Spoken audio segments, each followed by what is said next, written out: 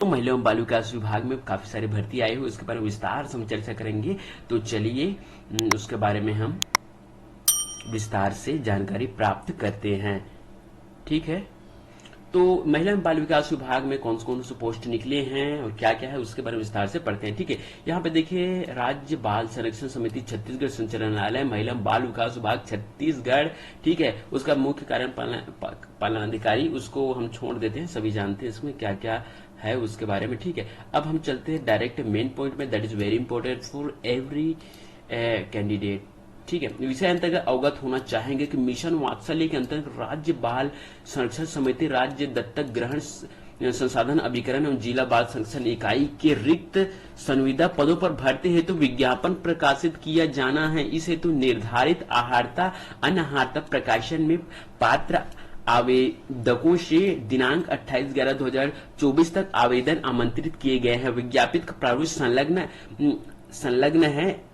इस विज्ञापन का प्रारूप वेबसाइट www.cgstate.government.in एवं www.cgwcd.government.in पर अपलोड करने का कष्ट करें। ठीक है, यहाँ पे दिया गया है, यहाँ पे वेबसाइट दिया गया है जहाँ पर आप जाके पूरी जानकारी देख सकते हैं, अपलोड कर सकते हैं। यहीं पे आपको जानकारी दिया गया है। ठीक है, पूरी जानकारी इस वेबसाइट पे दिया गया है। लास्ट डेट की बात करें तो 28/11/2024 रखा गया है। ठीक है, तो अंतिम तिथि आ चुका है, इसलिए आपको एक बार फिर से रिमेम्बर करा दिया जा रहा है।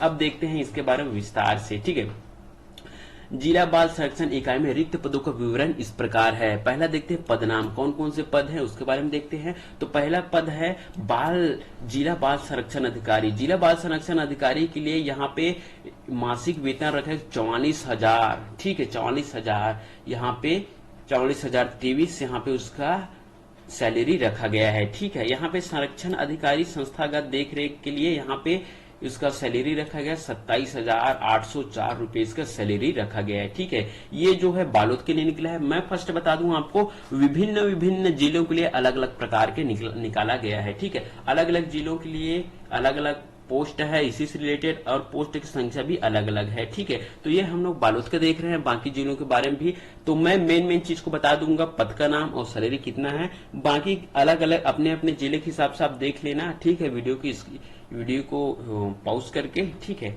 तो चलिए देखते हैं आगे। विविध सह परिवीक्षा अधिकारी, इसके लिए ठीक है, इसका जो सैलरी है उसको 27,804 रुपया सैलरी मिलेगा। सामाजिक कार्यकर्ता की बात करें तो उसको 18,536 रुपया सैलरी दिया जाएगा। ठीक है, सहायक डाटा एंट्री ऑपरेटर की बात करो 13,240 रुपए इसके सैलरी रखा गया है। ठीक है, आउटरीच वर्कर की बात करूं तो 10,592 रुपए इसका सैलरी रखा गया है। ठीक है, तो जो भी पोस्ट जो भी पद है आपके लिए अगर योग्य है तो इसमें आप फॉर्म अप्लाई कर सकते हैं। सैलरी अच्छी खासी दिया गया है। ठीक है, तो अपने हिसाब से आपकी जो योग्यता है उसके हिसाब से आप इसमें फॉर्म अप्लाई कर सकते हैं। अगला जो संरक्षण अधिकारी गैर संस्थागत, इसका जो सैलरी 27,804 रुपया रखा गया है। ठीक है, सामाजिक कार्यकर्ता यहाँ पे 18,536 रुपया रखा गया है। ठीक है, और लेखापाल है उसके लिए रखा गया है 18,536 रुपया। ठीक है, बाकी वही वही चीज को अलग अलग जिले के लिए दिया गया है, इसीलिए अलग अलग यहाँ पे दिया गया है। देखते हैं कौन कौन से जिला के लिए दिया गया है स्टार्टिंग से लेकर। ठीक है, पद वही है जो मैंने बता दिया, सभी जिले के लिए अलग अलग। पहला बालोद जिला के लिए है, बलरामपुर जिला में निकला हुआ है, बस्तर जिला में निकला हुआ है, बेमेतरा जिला में निकला हुआ है। ठीक है, उसके बाद बीजापुर में निकला हुआ है, बिलासपुर में निकला हुआ है, दंतेवाड़ा में निकला हुआ है, धमतरी में निकला हुआ है, जसपुर में है, कांकेर में है, कोंडागांव में है। ठीक है, उसके बाद है कोरबा में है, कोरिया में है, महासमुंद में है, सुकमा में है, सूरजपुर में है, रायगढ़ में है। ठीक है, इतने जिलों में आपका वैकेंसी देखने को मिलेगा। ठीक है, इन जिलों के जो भी निवासी आप अप्लाई कर सकते हैं अपने सुविधा अनुसार, जो भी जिला आपका पड़ता है वहां से आप अप्लाई कर सकते हैं फॉर्म। ठीक है, सभी जिलों में 1 2 3 4 ऐसे करके पोस्ट डिवाइड कर दिए गए हैं। जो भी आपको सुइटेबल लगता है आपके क्वालिफिकेशन के हिसाब से, आपके जिला हिसाब से, आप वहां बिल्कुल फॉर्म अप्लाई कर सकते हैं। बहुत अच्छा गोल्डन ऑफर में काफी अच्छी सैलरी रखा गया है, तो वो सैलरी को देखते हुए और पद को देखते हुए आप अपने हिसाब से अप्लाई कर सकते हैं। आगे बात करेंगे इसके बारे में, योग्यता क्या क्या रखा गया है। ठीक है, तो उसके बारे में हम अलग से वीडियो भी ला सकते हैं। पहले देखते हैं यहाँ पे, ठीक है, योग्यता के बारे में।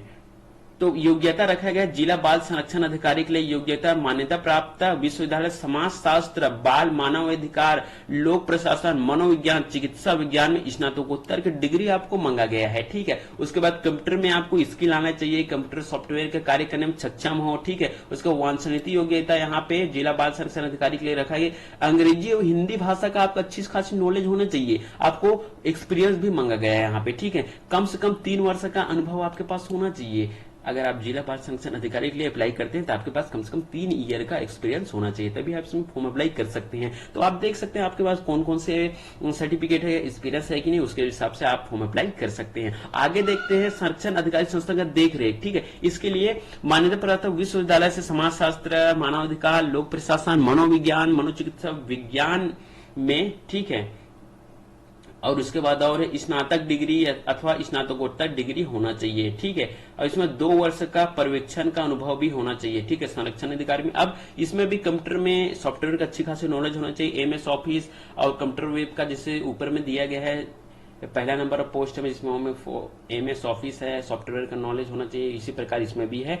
यहाँ पे देख सकते हैं आप मान्यता प्राप्त विश्वविद्यालय से प्रलेखन क्षमता निर्माण प्रशिक्षण विभाग में 2 वर्ष का अनुभव होना चाहिए। ठीक है, इसके लिए यहाँ पर भी दिया गया हिंदी इंग्लिश का अच्छी खासी आपको नॉलेज होना चाहिए। You can speak English, you can read English, you can write English. अपने आपको हिंदी इंग्लिश का नॉलेज अच्छी खासी होना चाहिए, क्योंकि अधिकतर छत्तीसगढ़ में इंडिया के है तो हिंदी का अच्छी खासी नॉलेज होता है। सभी को हिंदी बोल सकते हैं, लिख सकते हैं और ठीक है समझ सकते हैं। हिंदी बोल सकते हैं, लिख सकते हैं, समझ सकते हैं, ऐसा रहता है। लेकिन इंग्लिश में थोड़ा दिक्कत हो जाता है, इसलिए यहाँ पे दिया गया विशेष तौर पर। अगला है संरक्षण अधिकारी गैर संस्थागत देख रेख। इसके बारे में देखते हैं कौन कौन से क्लैरिफिकेशन रखा गया है। तो यहाँ पे किसी मान्यता प्राप्त से यहाँ पर भी वही 6 समाज शास्त्र, बाल मानवाधिकार, लोक प्रशासन, मनोचिकित्सा विभाग में स्नातकोत्तर की डिग्री होना चाहिए, पोस्ट ग्रेजुएट की डिग्री होना चाहिए। ठीक है, उसके बाद महिला प्रलेखन परियोजना कार्य निगरानी में 2 वर्ष का अनुभव होना चाहिए। ठीक है, 2 वर्ष का अनुभव अगर आपके पास है तो आप इसमें अप्लाई कर सकते हैं। कंप्यूटर स्किल की बात करें, कंप्यूटर में एमएस ऑफिस, एमएस एक्सेल और सॉफ्टवेयर का अच्छी खासी नॉलेज होना चाहिए। ठीक है, उसके बाद पर्यवेक्षण का 2 वर्ष का अनुभव, जिसको मैंने पूर्व में बता दिया है। हिंदी इंग्लिश भाषा का ज्ञान होना चाहिए। यहाँ पर भी दिया गया है आपको हिंदी बोलना आना चाहिए, लिखना आना चाहिए और पढ़ना आना चाहिए। ठीक है, हिंदी और इंग्लिश। ठीक है, हिंदी तो कॉमन चीज है, सभी लोग हिंदी लिख सकते हैं, बोल सकते हैं, पढ़ सकते हैं। ठीक है, लेकिन इंग्लिश में सबसे बड़ी दिक्कत होती है, चीज अच्छे से आप लोग अच्छे से इंग्लिश में फ्लुएंस प्राप्त कर लीजिएगा, इंग्लिश में ट्रेन हो जाइएगा। विधि सह परीक्षा अधिकारी, इसके लिए किसी मान्यता प्राप्त से विश्वविद्यालय से एलएलबी की डिग्री होना चाहिए। ठीक है, एलएलबी की विधि सह परीक्षा अधिकारी के लिए कंप्यूटर में एमएस ऑफिस, कंप्यूटर वेब अधिकारी सॉफ्टवेयर का नॉलेज होना चाहिए और महिला एवं बच्चों के अधिकारों के क्षेत्र में सरकारी संस्थाओं में कम से कम 2 साल का अनुभव होना चाहिए। अंग्रेजी हिंदी का ज्ञान होना चाहिए। ठीक है, और मुद्दों में अच्छी समझ होना चाहिए, महिला और बच्चों के अधिकारों के मुद्दों में अच्छी समझ में होना चाहिए। ठीक है, उसको यहाँ प्राथमिकता दिया जाएगा। अगला है परामर्शदाता, किसी मान्यता प्राप्त विश्वविद्यालय से समाजशास्त्र, मनोविज्ञान, जन स्वास्थ्य, काउंसलिंग स्नातक एवं पीजी डिप्लोमा होना चाहिए। इसके पास एक स्नातक की डिग्री होना चाहिए या फिर पीजी की डिप्लोमा होना चाहिए। कंप्यूटर में एमएस ऑफिस, कंप्यूटर वेब और सॉफ्टवेयर की अच्छी खासी नॉलेज होना चाहिए। साथ ही साथ ये महिला बाल विकास विभाग, एनजीओ, किसी भी एनजीओ में जुड़े रहते हैं, उससे कम से कम 1 वर्ष का अनुभव होना चाहिए। यहाँ पर भी हिंदी इंग्लिश का अच्छी खासी नॉलेज आपको मांगा गया है। ठीक है, you can speak English, read English and right English, आपको ये चीज आनी चाहिए, देन यू कैन अप्लाई, आप इसमें अप्लाई कर सकते हैं। आगे हम बढ़ते हैं और क्या है, सामाजिक कार्यकर्ता। ठीक है, सोशल वर्कर जिसको बोला जाता है विद्यार्थियों। ठीक है, किसी मान्यता प्राप्त समाज शास्त्र में सामाजिक विज्ञान और सामाजिक विज्ञान में स्नातक की डिग्री आपके पास होना चाहिए। सामने कंप्यूटर में एमएस ऑफिस, एक्सेल और सॉफ्टवेयर की अच्छी खासी नॉलेज होना चाहिए और महिला बाल कल्याण क्षेत्र में कम से कम 1 वर्ष का अनुभव यहाँ पे होना चाहिए। यहाँ पर भी है हिंदी अंग्रेजी भाषा का नॉलेज आपको होना चाहिए। ठीक है, क्योंकि आप सामाजिक कार्य करते हैं, आप वहां पे आपको कई प्रकार के कैंडिडेट मिलेंगे। दे कैन स्पीक इंग्लिश, कोई हिंदी में स्पीक कर रहा है। ठीक है, तो उस प्रकार के कैंडिडेट है, उसको अच्छे से अपने बातों में जो भी आप सामाजिक कार्य करते हैं उसके बीच रहेंगे तो आपको हिंदी इंग्लिश का अच्छी खासी नॉलेज होना चाहिए। अगला है लेखापाल। ठीक है, लेखापाल के किसी मान्यता प्राप्त विश्वविद्यालय से आपको स्नातक की डिग्री होना चाहिए। वाणिज्य में, गणित में, अगर जो भी गणित वाले हैं, वाणिज्य वाले हैं यानी कि कॉमर्स वाले हैं, उसको यहाँ पे अच्छी खासी नॉलेज होना चाहिए टेली में, ठीक है। टेली कोर्स का प्रमाण पत्र चाहिए, साथ ही साथ आप ग्रेजुएशन यानी डिग्री चाहिए मैथ्स में और कॉमर्स में, ये लोग अप्लाई कर सकते हैं। और कंप्यूटर एमएस ऑफिस तथा कंप्यूटर वेब और कंप्यूटर सॉफ्टवेयर की अच्छी खासी नॉलेज होनी, साथ ही साथ टेली में अच्छी हाईफाई कमांड होनी चाहिए, यहाँ पे मांगा गया है। उसके बाद शासकीय अर्धशासकीय संस्थाओं में अधिमान महिला बाल विकास कल्याण के क्षेत्र में कार्य करने के 1 वर्ष का अनुभव चाहिए, ठीक है। अगर आपके पास 1 वर्ष का अनुभव कार्य करने का तो पर भी आप अप्लाई कर सकते हैं, ठीक है। यहाँ पे अनुभव कर सकते हैं। और हिंदी इंग्लिश को नॉलेज आपको होना चाहिए, क्योंकि लेखापाल का पोस्ट बाबू का पोस्ट होता है, तो वो भी इंपॉर्टेंट है, हो सकता है इंग्लिश में भी आपको बनाना पड़ जाए, ठीक है। आगे का डाटा है डाटा एनालिस्ट, किसी मान्यता प्राप्त संस्था विश्वविद्यालय से सांख्यिकी गणित अर्थशास्त्र कंप्यूटर में स्नातक की डिग्री आपके पास होना चाहिए। स्नातक की डिग्री मांगा गया है, अर्थशास्त्र है, कंप्यूटर है, गणित है, ठीक है। उसके बाद कंप्यूटर में आपको यहाँ पे भी टेली एमएस ऑफिस का अच्छी खासी नॉलेज होना चाहिए, सॉफ्टवेयर का नॉलेज होना चाहिए। शासकीय अर्धशासकीय संस्थाओं से महिला बाल विकास कल्याण के क्षेत्र में 1 वर्ष का अनुभव होना चाहिए। अगर आपके पास है तो आप अच्छा से वो कर सकते हैं, ठीक है। इसमें अगला है यहाँ पे सहायक सह डाटा एंट्री ऑपरेटर, सहायक सह डाटा एंट्री ऑपरेटर है यहाँ पे, तो है कंप्यूटर में 1 वर्ष से डिप्लोमा सर्टिफिकेट के साथ चाहिए, ठीक है। आपके पास डीसीए है, पीजीडीसीए, तो आप बिल्कुल इसमें अप्लाई कर सकते हैं। यहाँ पे 12वीं पास मांगा गया है, ठीक है। सहायक सह डाटा एंट्री ऑपरेटर के लिए 12वीं पास होनी चाहिए, और हिंदी में 8000 की डिप्रेशन प्रति घंटा आपके प्रति घंटा स्पीड होना चाहिए, ठीक है। इसमें स्पीड होनी चाहिए। शासकीय अर्धशासकीय महिला बाल कल्याण क्षेत्र में कार्य करने का 1 वर्ष का अनुभव होना चाहिए, प्लस अंग्रेजी भाषा में कंप्यूटर पर कार्य करने का अनुभव, दक्षता तथा अथवा अंग्रेजी टाइपिंग उत्तीर्ण होने चाहिए। आपको इंग्लिश का अच्छी खासी टाइपिंग मांगा गया है, ठीक है। अगर आपके पास है तो बेशक आप अप्लाई कर सकते हैं, 12वीं पास मांगा गया है, और ठीक है, समकक्ष बोर्ड अगर आपके पास है तो। उसके बाद लास्ट हमारा जब पद बचता है आउटरीच वर्कर,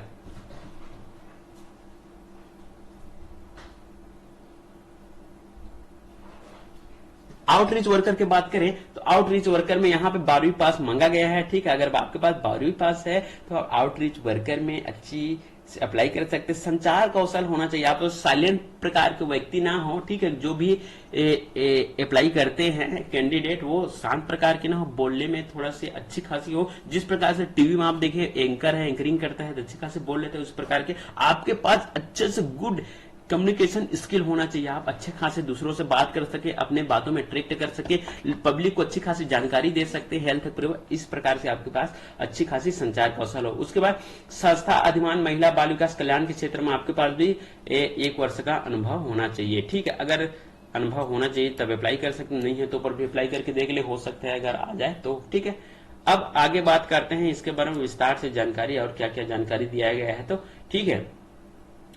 शैक्षणिक योग्यता मान्यता प्राप्त संस्था विद्यालय से होने पर मान्य किया जाएगा, ठीक है। जो भी आपके प्रमाण पत्र है वो मान्यता प्राप्त संस्था विश्वविद्यालय का है तभी उसको मान्य किया जाएगा, ठीक है। आगे आयु सीमा की बात करें तो आपकी आयु सीमा 1 जनवरी 2024 को 21 वर्ष से कम तथा 35 वर्ष से अधिक नहीं हो।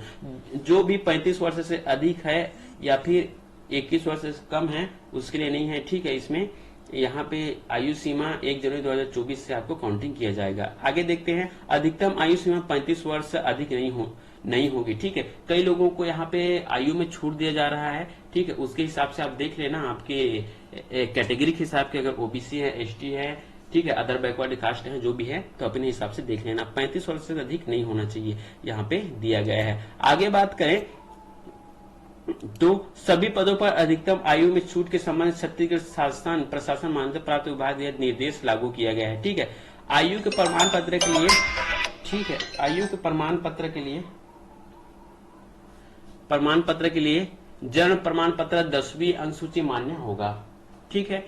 और निवास प्रमाण पत्र अभ्यर्थी को छत्तीसगढ़ का स्थायी निवासी होना अनिवार्य है, जिसके लिए सक्षम प्राधिकारी द्वारा जारी किए गए निवास प्रमाण पत्र ही मान्य होगा। छत्तीसगढ़ के जो भी अधिकारी हैं उसके निवास प्रमाण पत्र सक्षम अधिकारी द्वारा अगर जारी है तो वो मान्य किया जाएगा। पदों के आरक्षण की बात करें तो संविदा नियुक्ति के लिए छत्तीसगढ़ लोक सेवा आयोग, ठीक है, ये संविदा पद है, ठीक है। ये रेगुलर पद नहीं, आपको बता दूं, ये संविदा पद के आधार पर भर्ती किया जा रहा है। कोई भी उम्मीदवार जिसने विवाह के लिए निर्धारित न्यूनतम आयु सीमा से पूर्व विवाह कर लिया हो तो नियुक्ति के लिए पात्र नहीं होगा। जो भी कैंडिडेट है जो अपने आयु से पूर्व विवाह कर लिया है तो वो इस पद के लिए योग्य नहीं होगा। ठीक है, अगले बात करें, उम्मीदवार ऐसे व्यक्ति से विवाह किया जिसकी पहले से ही एक पत्नी जीवित हो, पात्र नहीं होगा। ठीक है, जो भी व्यक्ति अगर डबल शादी कर लिया हो पहले से उसके पास, ठीक है, वो विवाह कर लिया है पहले से, ठीक है, पहले पत्नी है और डबल शादी कर लिया, तो वो भी इसके लिए योग्य नहीं होगा।